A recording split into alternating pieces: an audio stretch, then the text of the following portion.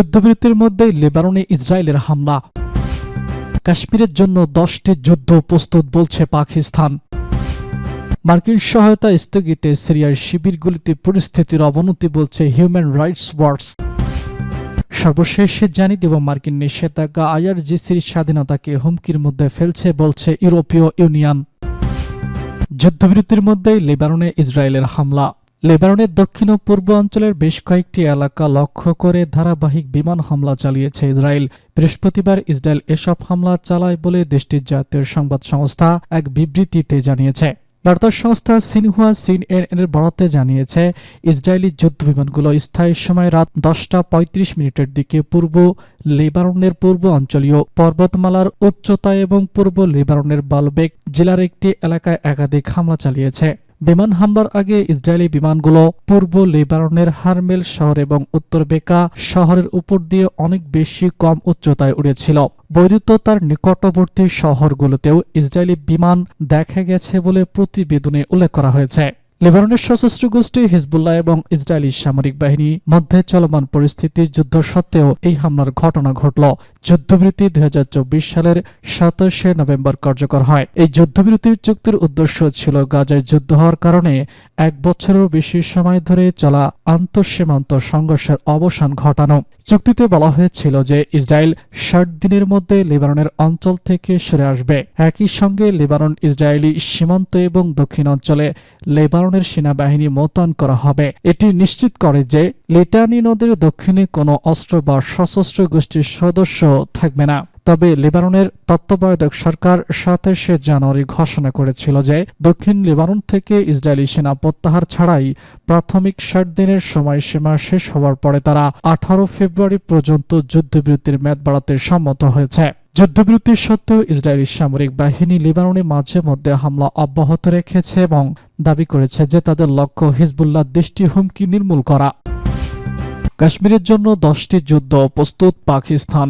ভারত অধিকৃত কাশ্মীর ভূখণ্ড নিয়ে পাকিস্তানের সেনাবাহিনীর প্রধান জেনারেল আসিম নুরির ভারতকে হুঁশিয়ারি দিয়ে বলেছেন, কাশ্মীর দিয়ে পাকিস্তান ইতিমধ্যেই 3টি যুদ্ধ করেছে এবং প্রয়োজনে আরও 10টি যুদ্ধ করবে।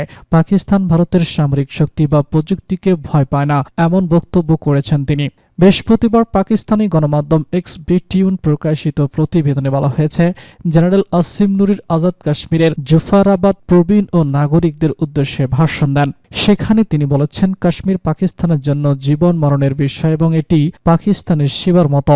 কাশ্মীর কেটে গেলে মৃত্যু ঘটে তিনি উল্লেখ করে বলেছেন, কাশ্মীর আমার জীবন, কোনো সন্দেহ নেই। একদিন কাশ্মীর স্বাধীন হবে এবং পাকিস্তানের অংশ হবে। পাকিস্তানি কাশ্মীরের জনগণের ভাগ্য। কাশ্মীরি জনগণের আত্মনিয়ন্ত্রণের সংগ্রাম পাকিস্তানের অবিচল সমর্থন অব্যাহত থাকবে বলে তিনি বিশ্বাস করেন, আশ্বাস দেন। তিনি বলেন, ভারতীয় নৃশংসতা এবং ক্রমোদ্ধমান হিন্দুত্ববাদী চরমপন্থা কেবল কাশ্মীরি জনগণের সম্পর্ককে শক্তিশালী করেছে। এছাড়া তিনি পাকিস্তানের সামরিক শক্তির সাফল্যের কথা উল্লেখ করে বলেছেন, বর্তমান বিশ্বে পাকিস্তান একটি শক্তিশালী দেশ হিসেবে পরিচিত এবং পাকিস্তান উন্নতির পথে রয়েছে। পাকিস্তানের বিপুল পরিমাণ প্রাকৃতিক সম্পদের কথা উল্লেখ করে তিনি বলেছেন, পাকিস্তান কখনো খেলাপি হতে পারবে না, বিশেষ করে $7 ট্রিলিয়ন নিখোঁজ সম্পদ এবং $48 ট্রিলিয়ন প্রাকৃতিক গ্যাস পাইপলাইন নেটওয়ার্কের উপর ভিত্তি করে। পাকিস্তানদের উদ্দেশ্যে তিনি বলেছেন, তাদের উচিত আজাদ কাশ্মীরে পর্যটন খাতে বিনিয়োগ আনা, যেখানে স্থানীয়রা জীবিকা নির্বাহ করতে পারবে। তিনি জানান, সরকার স্টারলিংকের সঙ্গে চুক্তি স্বাক্ষর করেছে এবং শীঘ্রই দ্রুততম ইন্টারনেট পরিষেবা পাওয়া যাবে। কাশ্মীর নিয়ে ভারত এবং পাকিস্তানের মধ্যে দীর্ঘকালীন দ্বন্দ্ব চলছে, যা 1947 সাল ভারত পাকিস্তান বিভাজনের পর থেকে শুরু হয়। 1947 সালের অক্টোবর পাকিস্তানের পাখতুন উপজাতীয় বাহিনীগুলোর আক্রমণের মুখে কাশ্মীরের হিন্দু মহারাজা হরি সিং ভারতে যোগ দেওয়ার চুক্তিতে স্বাক্ষর করেন, যা ভারত পাকিস্তান যুদ্ধের সূচনা করে। এরপর 1948 সালে যুদ্ধ শুরু হয়, কিন্তু পাকিস্তান সেনা প্রত্যাহার স্বীকার করে। কাশ্মীর কার্যত পাকিস্তান ও ভারত নিয়ন্ত্রিত দুই অংশে ভাগ হয়ে যায়। 1962 সালে চীন ভারত যুদ্ধের পর চীন কাশ্মীরের এক অংশই চীনা অংশের নিয়ন্ত্রণ কায়েম করে এবং পরবর্তী বছর পাকিস্তান কাশ্মীরের টাংকাম অঞ্চলটি চীনের হাতে ছেড়ে দেয়। বর্তমানে কাশ্মীরের নিয়ন্ত্রণ পাকিস্তান, ভারত এবং চীনের মধ্যে ভাগ হয়ে গেছে। মার্কিন সহায়তা স্থগিতে সিরিয়ায় শিবিরগুলিতে পরিস্থিতির অবনতি বলছে human rights watch. Human rights watch শুক্রবার মার্কিন সহায়তা স্থগিতের ফলে উত্তর পূর্ব সিরিয়ায় সন্দেহভাজন ইসলামী টেস্ট উগ্রবাদীদের পরিবারের সদস্যদেরকে আটক রাখার শিবিরগুলোতে জীবনের জন্য হুমকি স্বরূপ পরিস্থিতি আরও ভয়াবহ উঠতে পারে বলে মর্মে সতর্ক করে ওয়াশিংটনকে সহায়তা অব্যাহত রাখার আহ্বান জানিয়েছে। লেবাননের রাজধানী বৈরুত থেকে এএফপি জানায়, সিরিয়ায় কুর্দি নিয়ন্ত্রিত শিবির ও কারাগারগুলোতে এখনও ইউএস গোষ্ঠীর সঙ্গে প্রত্যক্ষ বা পরোক্ষ সংশ্লিষ্টতা থাকতে পারে বলে ধারণা করা হয়। এমন সময় ৫৬,০০০ ব্যক্তি আটক রয়েছেন। ইউএস নিয়ন্ত্রিত ভূখণ্ডের পতনের কয়েক বছর পরও সেখানে একই অবস্থা বিরাজ করছে। এই বন্দীদের মধ্যে অনেকেই কারাগারে আটক ইউএস সন্দেহভাজন উগ্রবাদী, আবার অনেকেই ইউএস যুদ্ধের স্ত্রী, সন্তান ও যারা আল্লাহ ও রোজ শিবির মন্দিরে আটক রয়েছে। ইউএসডব্লিউ এক বিবৃতিতে বলেছে, মার্কিন সরকার যখন এসব শিবিরে কাজ করা বেসামরিক সংস্থাগুলোর জন্য বিদেশি সহায়তা স্থগিত করছে, তখন সেটি জীবন বিপন্নকারী পরিস্থিতিকে আরও গুরুতর করে তুলছে এবং নিরাপত্তাহীনতার এক অনিশ্চিত পরিবেশে আরও স্থিতিশীলতা সৃষ্টি করছে। সংস্থাটি জানিয়েছে, সহায়তা বন্ধ হলে শিবিরের বাসিন্দাদের জন্য মৌলিক পরিষেবা সরবরাহ অব্যাহত হতে পারে। আন্তর্জাতিক মানবিক সংস্থার বরাতে এই তথ্য জানানো হয়েছে। গত ২৪শে জানুয়ারি প্রেসিডেন্ট ডোনাল্ড ট্রাম্প ক্ষমতায় ফেরার দিন পর মার্কিন উন্নয়ন সংস্থা ইউএসডব্লিউ এর অর্থায়নে পরিচালিত সংস্থাগুলোকে সব কার্যক্রম বন্ধের নির্দেশ দিয়ে প্রথম চিঠি পাঠানো হয়। এর এক সপ্তাহ পর এএফপির হাতে আসা আরেকটি চিঠিতে উল্লেখ করা হয় যে জীবন রক্ষাকারী মানবিক সহায়তা সংক্রান্ত কিছু কার্যক্রম পুনরায় চালু করা হতে পারে। এই নির্দেশনার ফলে বিশেষত কেরোসিন ও পানির মতো জরুরি পণ্য সরবরাহ অব্যাহত রাখা নিয়ে উত্তর পূর্ব সিরিয়ায় কাজ করার সহায়তা সংস্থাগুলো নিশ্চয়তায় পড়ে গেছে।